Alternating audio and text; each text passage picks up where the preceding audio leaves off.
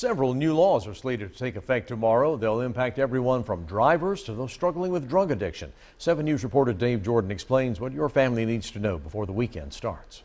The top 3 laws set to take effect in just a few hours are either revenue-based or safety-based. Lawmakers determined that those laws would either improve the quality of life and in some cases save a life.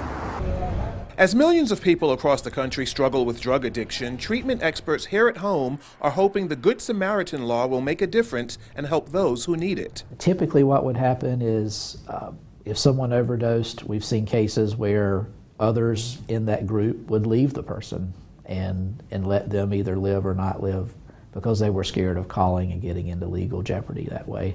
Under that new law, which takes effect tomorrow, a person in that group could call 911 without fear of arrest. South Carolina is the 41st state in the country to put that law on the books. That's a huge win for our community because it's going to mean that that person gets medical attention faster and really could save lives. And there's another piece of closely watched legislation to tell you about tonight, but this one will have a broader impact. This holiday weekend, drivers across the state will pay 2 cents more at the pump, the first of a series of gas tax increases over the next 6 years. The money will be used to pay for road maintenance and repairs. It's much needed in South Carolina, I guess. I mean, gas is pretty cheap here anyway, so a little bit extra money that's going to fix our roads is probably a good thing. I don't mind paying if I've got a good quality product.